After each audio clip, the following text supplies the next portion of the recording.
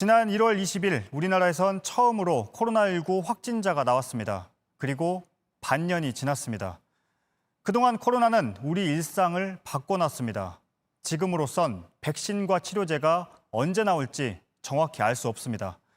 방역당국은 1년 넘게, 그러니까 장기적인 유행이 될 걸로 보고 있습니다. 어제 나온 국내 확진자는 4명, 70여일 만에 가장 적었지만 당장 오늘 서울에서 새로운 집단 감염이 발생했습니다. JTBC 코로나19 상황실을 연결해 보겠습니다. 배양진 기자, 오늘 서울 노인 요양실에서 나온 확진자가 9명입니다.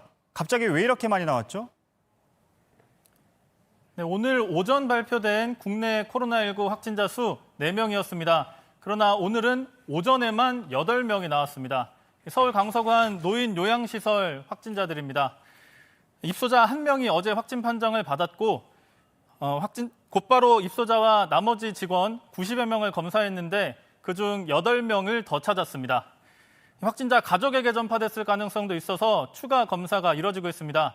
누가 언제 어디서 먼저 감염됐는지는 아직 밝혀지지 않았습니다. 네. 역학조사에서 거짓말을 한 확진자가 2억 원이 넘는 돈을 물어낼 수 있다는 소식도 들어와 있다면서요? 네, 서울 송파구 60번 환자 얘기입니다. 이 환자 확진 직전 광주에서 가족들을 만났는데 이 사실을 숨겼습니다. 광주광역시가 이 환자에게 구상권을 청구하는 걸 검토 중인데 이 금액이 2억 원을 넘습니다. 이 환자 때문에 안 써도 될 돈 2억 2천만 원을 썼다. 그러니까 그 돈은 돌려받아야 되겠다는 겁니다. 코로나19 검사를 보통 받을 때 14만 원이 듭니다.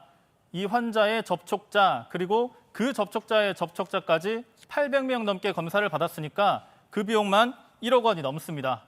그리고 이 자가격리를 한 사람에게 지급하는 생활비 그리고 확진자의 입원 치료비까지 다 더하면 2억 2천만 원이라는 겁니다.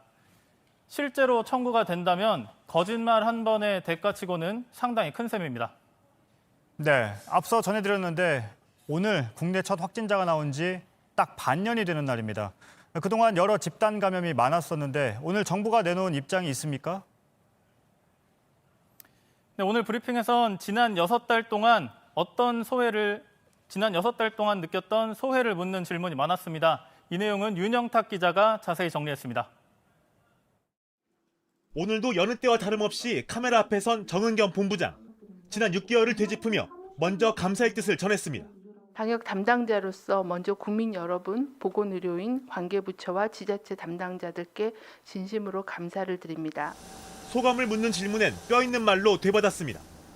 마라톤을 뛰는데 한 10km 정도 오지 않았나? 근데 10km를 100m 달리기로 전력 질주하지 않았나? 그런 생각이 듭니다.